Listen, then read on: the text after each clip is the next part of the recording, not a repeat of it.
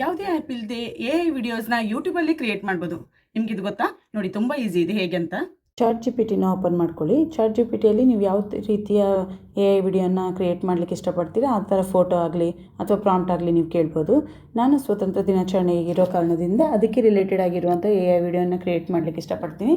ಹಾಗೆ ನಾನು ಇಲ್ಲಿ ಪ್ರಾಂಪ್ಟನ್ನು ಬರಿತಾ ಇದ್ದೀನಿ. ಈಗ ಜಿ ಪಿ ಟಿ ನಾನು ವೈಟ್ ಕಲರ್ ಡ್ರೆಸ್ ಮತ್ತು ಇಂಡಿಯಾ ಫ್ಲ್ಯಾಗ್ ಕಲರ್ ದುಪ್ಪಟ್ಟ ಹಾಕಿರೋ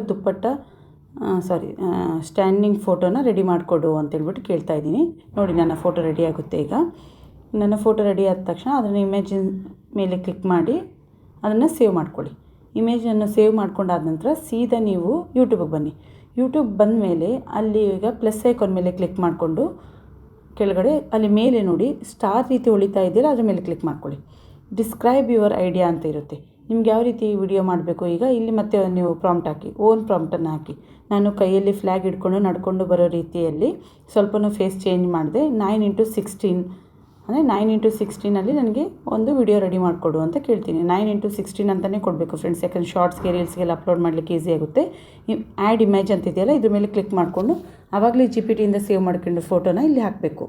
ಇಲ್ಲಿ ಹಾಕಿದರೆ ಸ್ವಲ್ಪ ಲೋಡಿಂಗ್ ಆಗುತ್ತೆ, ಯಾಕಂದರೆ ನಮ್ಮ ವಿಡಿಯೋ ರೆಡಿ ಆಗ್ತಾ ಇರುತ್ತೆ. ನೋಡಿ ಸ್ವಲ್ಪ ಲೋಡಿಂಗ್ ಆಯಿತು, ಈಗ ವಿಡಿಯೋ ರೆಡಿ ಆಯಿತು. ನೋಡಿ ಸ್ವಲ್ಪನೂ ಫೇಸ್ ಚೇಂಜ್ ಇಲ್ಲದೆ ಯಾವ ರೀತಿಯಲ್ಲಿ ಎಷ್ಟು ಚೆನ್ನಾಗಿ ಎ ಐ ವಿಡಿಯೋನ ರೆಡಿ ಮಾಡಿಕೊಡ್ತು ಅಲ್ವಾ? ತುಂಬ ಈಸಿ ಐತಿ ಅಲ್ವಾ? ನಿಮ್ಮದು ಸಹ ನಿಮ್ಮ ಮಕ್ಕಳದ್ದು ಫ್ಯಾಮಿಲಿದು ಕ್ರಿಯೇಟ್ ಮಾಡಿ, ಮಕ್ಕಳು ಸಹ ಖುಷಿ ಪಡ್ತಾರೆ. Thank you.